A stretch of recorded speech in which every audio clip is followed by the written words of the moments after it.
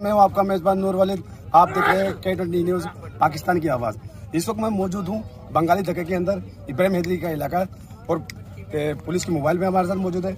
इनको यहाँ एक लाश मिली है, तो इनके हम लोग कवरेज के लिए आए हैं। अली नवाज साहब हमारे साथ मौजूद है, थोड़ा इनसे मजीद तफसीलात जानते हैं। अस्सलाम वालेकुम। वालेकुम भाई जी, आपको लाश के बारे में क्या? ये हमें लाश की इतला मिली ईदी के जरिए और 15 के जरिए के समंदर के पानी में नज़द बंगाली धक्का पर लाश तैरती हुई आ रही है, जो हम उस इतला पर आगे पहुंचे हैं और लाश को पानी से निकलवाया है और निकलवा के अभी ईदी एम्बुलेंस के जरिए सर्द खाना सुराबगोट रवाना किया है। सर, ये लाश माहीगिरी वालों का लाश या वैसे कोई घूमने पिकनिक मनाने के वाले जो गए वो? ये सर, लाश की कोई शनाख्त नहीं हो रही, क्योंकि लाश बहुत पुरानी यानी बदबूदार थी और चेहरा भी उसका ख़त्म था। मछलियों ने खा लिए थे चेहरा, कान, यानी पूरी बॉडी जो है उसकी गली हुई थी। किसी शनाख्त नहीं हो रही उस नाश की तरह। लेकिन ये लग रहा है कि नाश समंदर के बीच में किसी को डूबी हुई तैरती हुई पुरानी लाश उधर से आई, इधर नज़दीकी इलाकों की नहीं लग रही मुझे।